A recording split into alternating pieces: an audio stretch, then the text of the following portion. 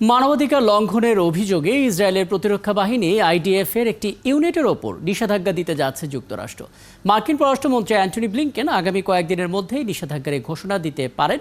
নেতজা ইয়াহুদা এই নামের ওই ইউনিটটিতে ফিলিস্তিনের দখলকৃত পশ্চিম তীরে মোতায়েন রয়েছে। পশ্চিম তীরে মানবাধিকার লঙ্ঘনের বহু অভিযোগ রয়েছে নেতজা ইয়াহুদার বিরুদ্ধে। নিষেধাজ্ঞা আরোপ করা হলে ইসরায়েলি সেনাবাহিনী এই ইউনিটটি যুক্তরাষ্ট্রের কোনো আর্থিক সহায়তা এবং প্রশিক্ষণের সুবিধা পাবে না। ওদিকে মার্কিন এই পরিকল্পনার নিন্দা জানিয়ে ইসরায়েলের প্রধানমন্ত্রী বেনিয়ামিন নেতানিয়াহু বলেছেন, এমন কোনো উদ্যোগকে প্রতিরোধ করতে তার সরকার সর্বশক্তি দিয়ে লড়বে। যে কোনো যুদ্ধে, যে কোনো পরিস্থিতিতে ইসরায়েলের প্রধান শক্তিদাতা হিসেবে যুক্তরাষ্ট্র কাজ করে গেছে। এখন সেখানে হঠাৎ করে তাদের পক্ষ থেকে এমন নিষেধাজ্ঞা এলে একটু তো ভ্রু কুঁচকে যেতেই পারে। মধ্যপ্রাচ্য সম্পর্কে বিশ্লেষকরা অবশ্য বলছেন, শুধু মানবাধিকার লঙ্ঘনের কারণে মার্কিন নিষেধাজ্ঞা আসছে এমন সরলভাবে চিন্তা করাটা ঠিক হবে না। আমরা আলাপে যেতে চাই, আমাদের সঙ্গে আছেন আন্তর্জাতিক সম্পর্ক বিশ্লেষক মুন্সি ফয়েজ আহমেদ। জনাব মুন্সি ফয়েজ আহমেদ, আপনাকে স্বাগত জানাচ্ছি। দেখুন, মার্কিন পৃষ্ঠপোষকতায় ইসরায়েলের গোটা প্রতিরক্ষা বাহিনী মানবতা বিরোধী অপরাধ করে আসছে এমন খবর আমরা আন্তর্জাতিক গণমাধ্যমে দেখেছি, আপনাদের সঙ্গে এগুলো নিয়ে আলাপ করেছি। কিন্তু মার্কিন নিষেধাজ্ঞাটা এলো কেবল একটা ইউনিট, নেতজা ইয়াহুদার ওপর। আপনার পর্যবেক্ষণ কি বলে? শুধুই কি মানবাধিকার লঙ্ঘনের ইস্যু রয়েছে নাকি ভিন্ন কোনো কিছু আছে এখানে? আমার ধারণা যে সব দিকে চিন্তা করলে এটা একটা আইওয়াশ, মানুষকে দেখানোর জন্য যে সবাই মিলে আমরা বারবার মার্কিন যুক্তরাষ্ট্রকে গণহত্যার পক্ষে কাজ করছে এই সব বলছি, এবং তারা মনে করছে একটা কিছু করে দেখায় যে আমরা ইসরায়েলকে পুরোপুরি সমর্থন করি না, মাঝে মাঝে প্রয়োজন হলে ইসরায়েলের বিরোধিতাও করি। পশ্চিম তীরে তারা কি করছে? হ্যাঁ, সেখানে তারা মানবাধিকার লঙ্ঘন করছে, কিন্তু সবচেয়ে বেশি মানবাধিকার লঙ্ঘিত হচ্ছে তো গাজায়। 25,000-এর বেশি নারী শিশু হত্যা করেছে। এটা কি বলে মার্কিন প্রতিরক্ষা মন্ত্রীর নিজের বক্তব্য। তো সেখানে কোনো রকমের খোঁজ নাই, খবর নাই, সেখানে কোনো রকমের নিষেধাজ্ঞা নাই। তো এইটা আমি মনে করি না যে সত্যি সত্যি যুদ্ধে কোনো রকমের করবে, প্রভাব বিস্তার করবে। বরং এটা সম্ভবত যে নেতানিয়াহু অনেক সময় দেখা যাচ্ছে যে মার্কিন প্রভুদের সব কথা শুনছে না, মাঝে মাঝে উল্টো কথা বলছে, সেখানে তাকে একটু করার জন্য, তাকে একটু বিব্রত করবার জন্য এই ব্যবস্থা করা, যাতে সে আরেকটু কথাবার্তা বলার সময় সতর্ক হয় এবং মার্কিন যুক্তরাষ্ট্রের সরাসরি বিরোধিতা কখনো না করে। এই ধরনের একটা চাপ প্রয়োগ করার চেষ্টা হয়তো বা হচ্ছে। আর তাছাড়া নেতানিয়াহু তার নিজের দেশেই যথেষ্ট বিপদে আছেন, এবং এই ছোটখাটো ঘটনা ঘটলে সেটা তার সেই বিপদ বাড়িয়ে দিতে পারে। সুতরাং সে আর একটু সতর্ক হবে, এইটা হয়তো মার্কিন যুক্তরাষ্ট্র আশা করতে পারে। কিন্তু এই যুদ্ধের ব্যাপারে এই নিষেধাজ্ঞার কোনো রকমের প্রভাব পড়বে বলে আমি মনে করি না। এটা একেবারেই লোক দেখানো। এটা দিয়ে যদি আমাদেরকে বা অন্য কাউকে বোকা বানাতে চায়, আমি মনে করি না যে সেটা কোনো অবস্থাতে সফল হবে। আচ্ছা, এখানে আরেকটা বিষয়, মানে আপনি যেইভাবে বলছিলেন আমরা দেখলাম আন্তর্জাতিক গণমাধ্যম ঠিক একই টোনেই বলছে যে এটা হয়তো মার্কিন একটা নাটক আমরা দেখতে পাচ্ছি। কিন্তু কথা হচ্ছে, এক্ষেত্রে অনেকে আশঙ্কা করছেন যে ইসরায়েল হয়তো, স্পেশালি বেনিয়ামিন নেতানিয়াহু হয়তো একটা ফ্রাঙ্কেনস্টাইন হয়ে উঠতে পারেন।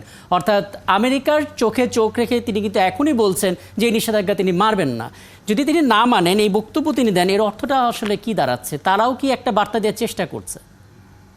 তারা যাই বলুক, সে তো এগুলো যখন কেউ বিপদে পড়ে তখন তার পিছনে ঠেকে গেলে তখন সে উল্টো দিকে চাপ প্রয়োগ করবে, এটা তো স্বাভাবিক। কিন্তু কথা হলো যে বেনিয়ামিন নেতানিয়াহু কিন্তু নিজের দেশে অত্যন্ত বিব্রতকর অবস্থায় আছে। যেদিনে কোনোভাবে যদি তার দেশের এই যুদ্ধ অবস্থাটা থেমে যায়, তাহলেই সে আর রাজনীতিতে টিকতে পারবে বলে মনে হয় না। সুতরাং সে যে কোনোভাবে যুদ্ধাবস্থা টিকিয়ে রাখার চেষ্টা করে, যুদ্ধটা যাতে চলতে থাকে, সেটা তাহলে তার দেশের ভিতরে যে বিদ্রোহ তার বিরুদ্ধে আছে সেটা দানা বেঁধে উঠতে পারবে না।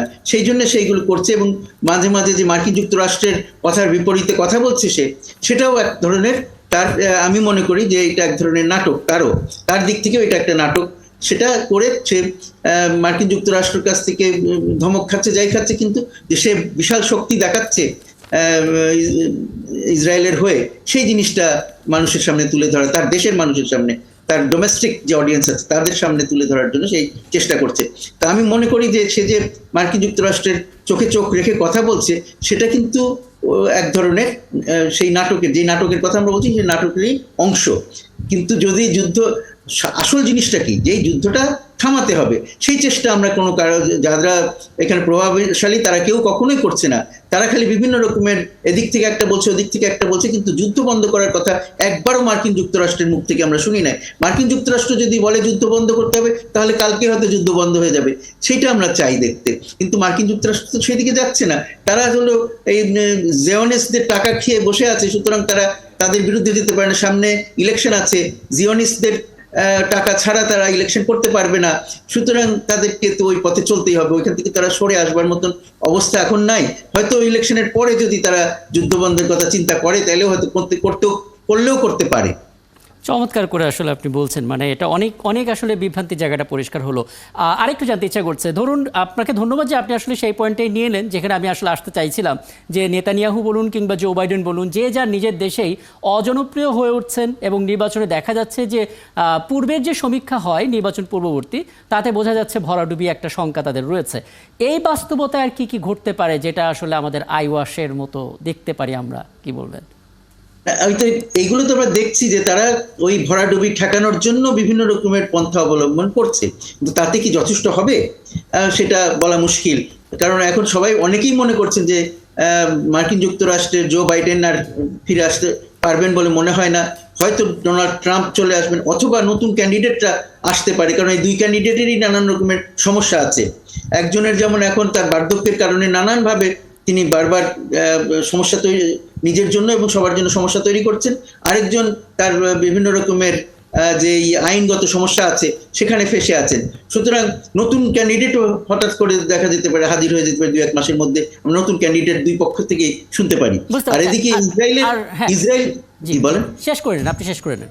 হ্যাঁ, যে ইসরায়েলের দিকে যেটা হচ্ছে যে ইসরায়েলে যতক্ষণ এই যুদ্ধাবস্থাটা চলবে, ততক্ষণ অভ্যন্তরীণ যে বিদ্রোহটা আছে নেতানিয়াহুর বিরুদ্ধে, সেইটা দানা বাঁধতে পারবে না। এবং এই যুদ্ধটা চালিয়ে যাওয়ার বড় উদ্দেশ্যই নেতানিয়াহু হলো তার কি বলে ক্ষমতায় টিকে থাকা। তার কারণ সে যেই দিন ক্ষমতা থেকে সে চলে যাবে, সেই দিন তার বিরুদ্ধে বিশাল আইনি ব্যবস্থা হবে, কারণ তার বিরুদ্ধে অনেক অভিযোগ আছে। ইঙ্গিত স্পষ্ট।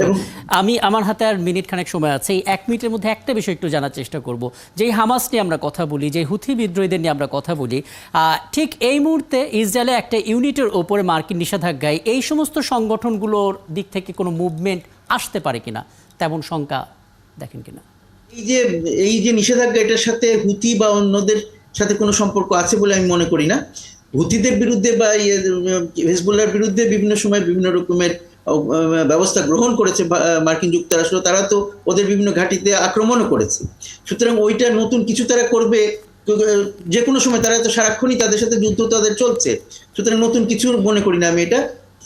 এবং এই যে নিষেধাজ্ঞা, এটার সাথে এটা কোনো সম্পর্ক নাই যে এখানে একটা নিষেধাজ্ঞা দিয়ে তারপরে আবার অন্যদের দিকে নতুন নতুন নিষেধাজ্ঞা দিবে। ইরানের উপরে নতুন নিষেধাজ্ঞা তারা দেওয়ার চেষ্টা করছে বিভিন্ন জনে, সেইটাও একটা জিনিস। কিন্তু ইরান তো সেই নিষেধাজ্ঞা, হাজার হাজার নিষেধাজ্ঞা তোয়াক্কা না করে তারা এগিয়ে এসছে। সুতরাং এইসব নিষেধাজ্ঞার খুব বেশি প্রভাব কারো উপরেই পড়ে না। আর ইসরায়েলের বিরুদ্ধে যেসব নিষেধাজ্ঞা, এগুলো একেবারেই পুরোপুরি মানুষকে দেখানো, লোক দেখানো। এটার মধ্যে কোনো রকমের, আমি মনে করি যে কোনো রকমের নাই আর কি, কোনো সাবস্ট্যান্স নাই। একদম একদম, আপনাকে অনেক ধন্যবাদ। খুব কম সময় ছিলেন আমাদের সঙ্গে, কিন্তু খুব ভালো মতো জিনিসগুলো আসলে পরিষ্কার করে দিলেন। ধন্যবাদ আবারও। আমাদের সঙ্গে ছিলেন আন্তর্জাতিক সম্পর্ক বিশ্লেষক মুন্সি ফয়েজ আহমেদ।